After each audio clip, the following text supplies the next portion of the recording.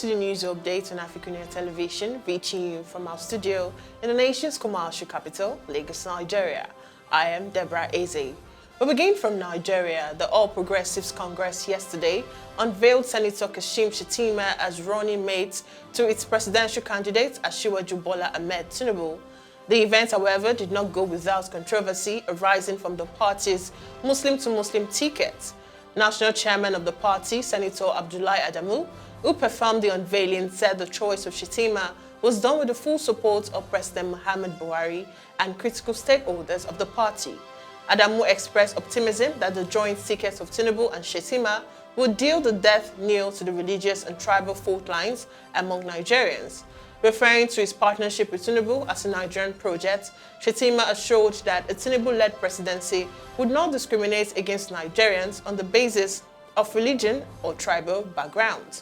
Meanwhile, Khan has said the bishops who attended the unveiling were hired artisans who already made and wore clerical garments just to prove unnecessary points. Khan, vice president of 19 northern states in Abuja, and the chairman of the Kaduna State chapter, Reverend Joseph John Ayab, who stated this in an interview with journalists yesterday in Abuja, said the people we saw at the unveiling of Shettima parading as bishops are people who did not have enough time to learn how to wear bishop's garments. Also speaking, the lead bishop of Worldwide Anglican Church in Nigeria, Bishop Shehu Adeoye, described as disgraceful and pathetic the presence of some bishops at the unveiling. And moving on, the national electricity grid yesterday suffered its sixth system collapse in 2022, throwing many homes and businesses across the country into total blackout. The system failure, which occurred at about 11:27 a.m., according to industry sources, led to the crash of the entire power supply nationwide to 40 megawatts as against 3,000 megawatts generated on Tuesday. However, the Transmission Company of Nigeria, which manages the national grid, has embarked on an investigation to ascertain the cause of the collapse. Confirming the incident in a notice to its customers, a coal electricity distribution company said it was in talks with the TCN to ascertain the cause of the collapse and possible restoration timeline. The development threw many parts of the country, including the Federal Capital Territory, into total darkness and had yet to be resolved. Now still in Nigeria, aviation stakeholders have reacted with boo and cheers at local airlines' request to impose a new fuel tax of between 25% and 40% on air travelers. While a section of the industry agreed with operators that the surcharge is inevitable, others flagged the operating environment and urged them to look inward for cost-saving measures instead of imposing additional burden on the traveling public. Airlines under the aegis of Airline Operators of Nigeria this week had urged the Nigerian Civil Aviation Authority to grant waiver on its current 5% surcharge on aviation fuel and grant operators the right to impose a new fuel tax of between 25% to 45% to cope with the rising commodity or rising price commodity. President of the Aviation Safety Roundtable Initiative, a think tank group of the local sector, Dr. Gbenga Olowo, said the sector remains deregulated. Hence, operators should sell airfares in line with the prevailing market realities.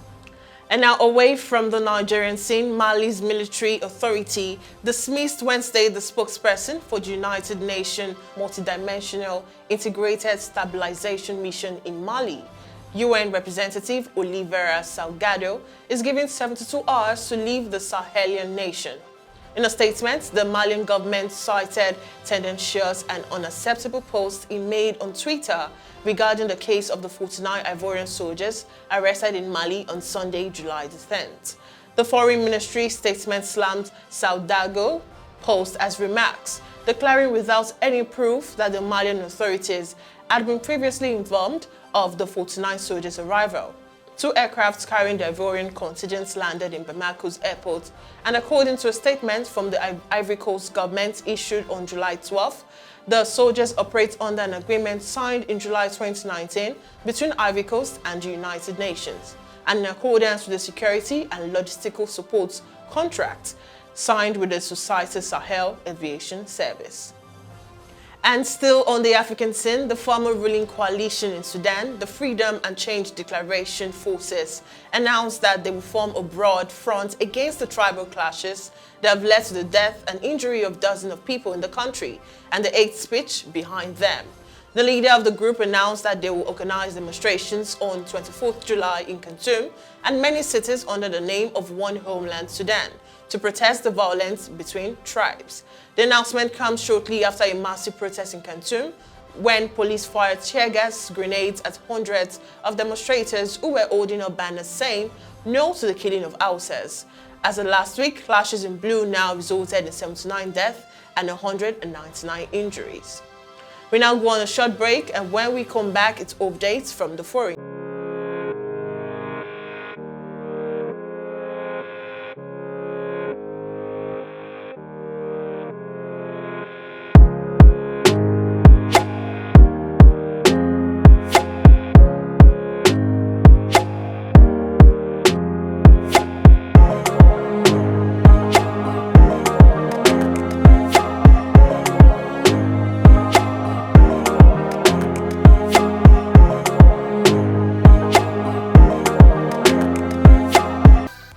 And now welcome back. On the foreign scene today, US President Joe Biden said on Wednesday that climate change is an emergency, but stopped short of a formal declaration, announcing a modest package of executive actions and promising more aggressive efforts. Biden made the comments during a visit to Massachusetts and as a historic heat wave batters Europe and the United States. Some 100 million Americans from New York City to Las Vegas will be under heat warnings this week. The announcements included new funding for cooling centers and pushing for new offshore wind projects in the oil-rich Gulf of Mexico. Still, those actions fall short of demand by Democratic lawmakers and environmental activists who want Biden to formally declare a climate emergency, which would enable the use of the Defense Production Act to ramp up production of a wide range of renewable energy products and systems. And now moving on, veteran police guru Ranil was sworn in as Sri Lanka's new president on Thursday, a day after winning a vote in parliament and urging the island nation to come together to find a way out of its worst economic crisis in decades. The six-time prime minister succeeded Gotabaya Rajapaksa, who fled Sri Lanka and resigned from his post last week after mass protests over his handling of the economy. The swearing-in ceremony was conducted in Parliament and presided over by the country's Chief Justice. The protest movement that pushed out Rajapaksa, the first sitting Sri Lankan president to quit office, remained largely muted.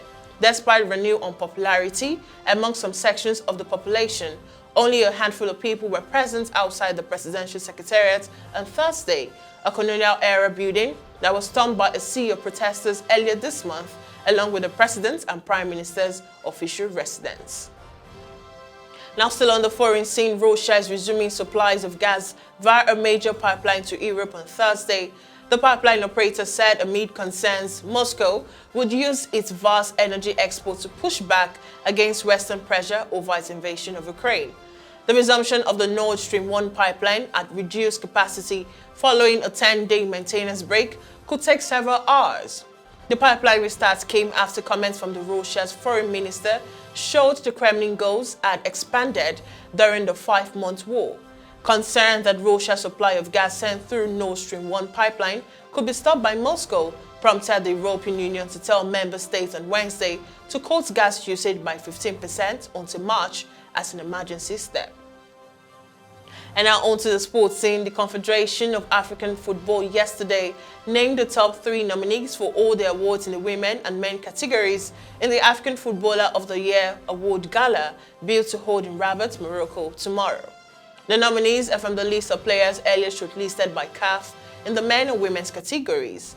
In the Women's Player of the Year category, Nigeria's Asisat Oshoala is going for 5th award against opposition from Cameroon, Ajara Charlton Joya, and Zambia Grace Chanda. The male class will see former winners Egypt Mohamed Salah and Senegal Sadio Mane, hoping to increase the tallies against new entrants. Senegal's short-stopper Edouard Mendy in the 3-men list. And finally, Lionel Messi scored, but Paris Saint-Germain were made to work hard for a 2-1 win over Kawasaki Frontale on Wednesday in the first match of their preseason Japanese tour.